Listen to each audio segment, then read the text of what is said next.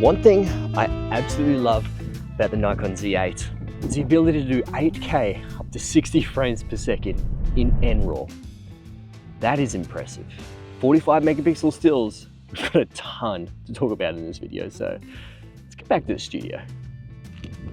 Now I must disclose that this video is a paid partnership with Nikon, but I was free to provide my honest and unfiltered feedback, including positive and negative elements, and all opinions in this video are my own. So we have to talk about this absolute spec'd out beast, the Z8. But if you haven't seen the Z6 Mark III video, definitely check that one out because it's got a lot to do with the specs that's in this. But this is pretty much just a jacked up version of the Z6 Mark III in almost every single way. But there's one little caveat that you do have to consider if you're thinking about picking up this camera. So the Nikon Z8 has a 45.7 megapixel full frame stack sensor. It has the X-Speed 7 processor. It can do up to 120 frames per second in JPEG and 20 frames per second with RAW. It has the EN-EL15C battery. It's got a 2.09mm 3.2 inch flip screen. It's got a 3.69 million EVF. It has an electronic shutter of 1/32,000th of a second. It can film up to 8.3K at 60 frames per second in NRAW. The body weighs a total of 910 grams, which is 2 pounds. It's fully weather sealed and can handle most conditions. And you can get it at the moment for about $3,999 US. Now for videography, it is impressive that this thing does up to 8K 60 frames per second with NRAW, but you're not going to use 8K every single time. But this gives you so much flexibility when it comes to cropping in. And if you are a wedding filmmaker and you're doing, like, say, the ceremony, walking down the aisle, this essentially just gives you a second camera angle because, you know, you can export it into a 4K image, crop right down, or you can have a full 8K image, a nice wide shot. So 8K is something that you use sparingly, but it is so good when you actually have it because you have that ability to go into 8K. Now the recording formats that this one has is SD cards, but also CFexpress Type Bs. Now these are my favorite, mainly for the fact that you get so much value for these. Like, they're crazy cheap when it comes to the recording formats, but they're also incredibly durable. Like, they are super robust, and I wish every camera actually had these. Now I've got a couple of these from, you know, previous cameras, and the type of speeds that you actually get on these CFexpress Type B cards are incredibly fast, and that's probably why you're able to do NRAW internal into the camera, but also ProRes RAW as well. And speaking of ProRes RAW and RAW, we do have to talk about that. As I've said previously, with the RAW codec, it generally is a little bit noisier because there's no noise suppression internal into the camera. You get the raw data directly off the sensor, so you may actually have to add a little bit of noise reduction in some scenarios. But this is shot with 8K at NRAW 25 frames per second with just a very basic curve adjustment, and look how rich and beautiful the colors are. Now you can see the noise performance of the ProRes RAW with 12-bit. You've got the ProRes 422 10-bit and then the H.265 10-bit. Now ProRes RAW only maxes out at 4.1K. ProRes 422 is 4K, and H.265 10-bit can actually do up to 8K. So it is a little bit more powerful if you actually want to try and use NRAW, because NRAW goes up to 8K as well, up to 60 frames per second. But let's talk about the frame rates now. So you can see with NRAW, it's a 12-bit file. You can do up to 8.3K up to 60 frames per second with the full frame readout. You can do 4.1K at 120 frames per second in full frame readout. You can also do a 5.3K at DX crop with 60 frames per second. And then you have regular 4K at 120 frames per second with a 2.3 times crop. Then we move on to ProRes RAW, which is 12-bit MOV file. You can do 4.1K at 60 frames per second, full frame readouts. You can do 5.4K at 30 frames per second with a DX crop. And then you've got regular 4K at 60 frames per second with a 2.3 times crop. Then we have ProRes 422 HQ, which can do regular 4K at 60 frames per second. And it also can do 1080p at 120 frames per second full frame. And lastly, we have H.265, which is just a 10-bit MOV file. You can do 7.7K at 30 frames per second full frame. You can also do regular 4K at 120 frames per second with full frame. And you can also do 1080p at 120 frames per second full frame as well. Okay, now for DaVinci users, this is the standard workflow actually recommended by Nikon. So once you go into DaVinci, you have to change the project settings shown here. The color science should be DaVinci YRGB. The timeline color space should be at DaVinci Wide Gamut Intermediate. Change the output color space to Rec 709 Scene for Windows users, and for Mac users, change it to Rec 709A. Now scroll down to the lookup tables where it says 3D lookup table interpolation and change that to tetrahedral. Then just hit save down the bottom. Now you have to create at least 3 nodes to get yourself started. Now with the first node, drag and drop the color space transform and change the input color space to Rec 2020, the input gamma to Nikon N-Log, the output color space to DaVinci Wide Gamut, and the output gamma to DaVinci Intermediate. Now drag and drop the color space transform to the node 3 and change the input color space to DaVinci Wide Gamut, the input gamma to DaVinci Intermediate, the output color space to Rec 709, and the output gamma to Rec 709A for Mac and Rec 709 for just Windows. Then down the bottom left-hand corner, you can actually change the raw camera data. So you can play with the color temperature, the tint, exposure, sharpness, highlights, and all those kind of things to give you so much more flexibility with that raw codec. NRAW and ProRes RAW isn't something that you would use absolutely all the time, but that's great because you still have H.265, which gives you that 10-bit internal. It's an MOV file, so hopefully your computer is decently powerful enough to handle H.265 because it is a highly compressed codec, but it's so much smaller when it comes to file size compared to NRAW and ProRes RAW.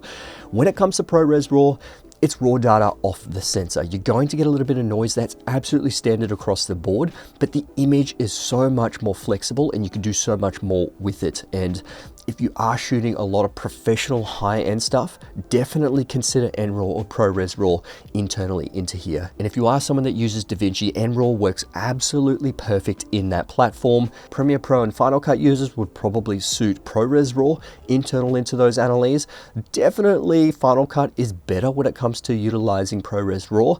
When it comes to Premiere Pro, I mean, look, it's not the greatest, but you can still utilize ProRes RAW directly into Premiere Pro.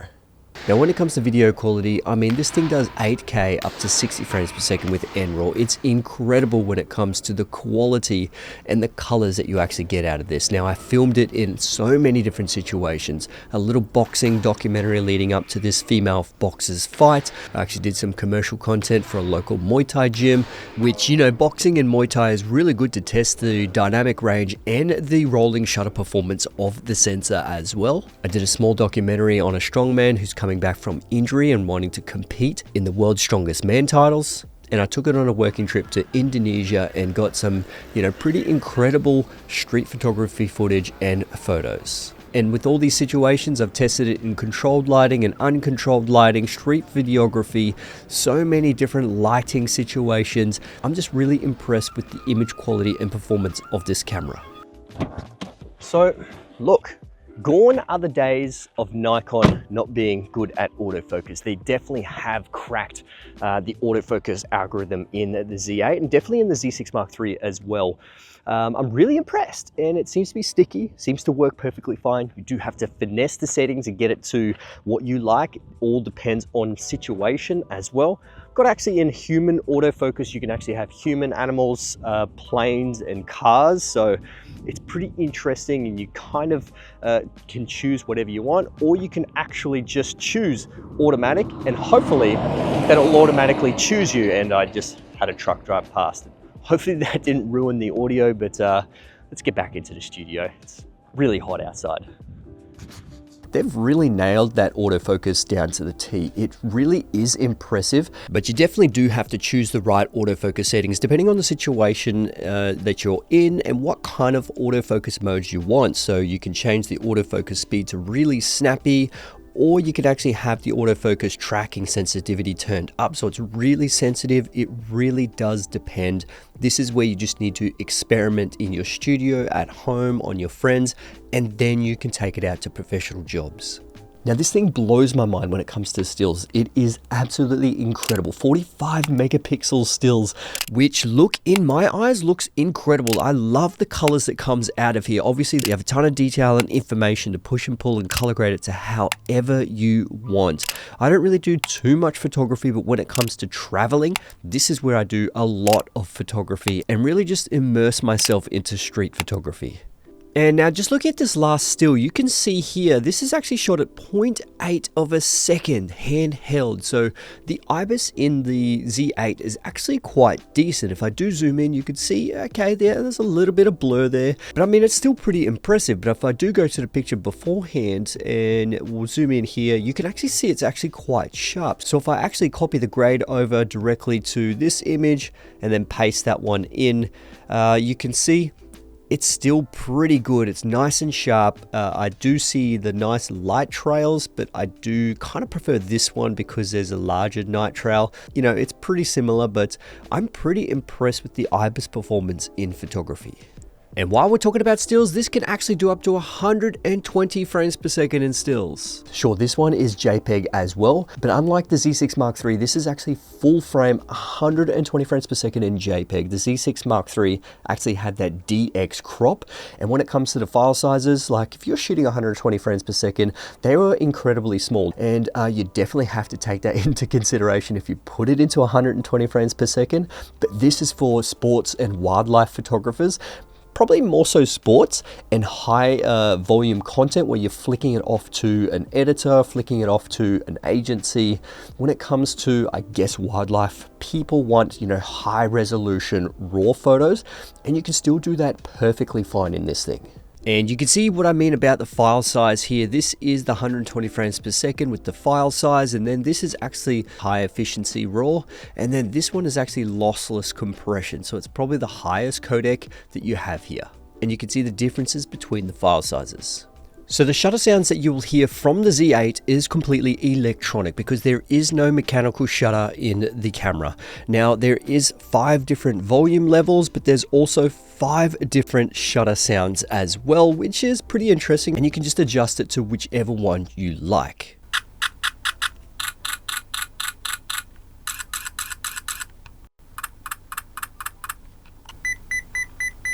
So that one little caveat that we do have to talk about, in my opinion, happens to be that flip screen. Now, I don't necessarily like this style of flip screen. It only flips up, it flips kind of down, but it can actually flip vertically, which is definitely decent. And I have used that quite a lot, specifically when I was in Indonesia and doing a lot of low shots because it was raining. I wanted to capture a lot of the rain and a lot of people running through the puddles. It kind of looks cool, that low perspective, because that's kind of not, you know, what we're used to seeing unless we physically get down nice and low, which not a lot of people do. But it is very handy to have that at this angle. But when it comes to, you know, this kind of content, talking to the camera, you can't see yourself because obviously it doesn't flip out. Now that is the big pro about the Z6 Mark III that I do like, is the flip out screen. I know it is personal preference, but I do wish they had the flip out screen on this because it would make it so much more easier to use when it comes to these types of videos. But I understand that Nikon actually made this for professional photographers and videographers, and generally they're behind the camera, they're not in front of the camera. So I understand why they actually did that, but it would be good to have, you know, the best of both worlds, that flips to the front but also does all these flip up and down and to the side, and you know what I mean. Also, when it comes to the ergonomics of this body, I know it's 100% subjective. Now it really comes down to the individual and what you prefer, but I actually prefer this over the Z6 Mark III. A bigger body, definitely I love using. I try and rig out my cameras as big as possible. I generally put cages on all my cameras just to make them bigger.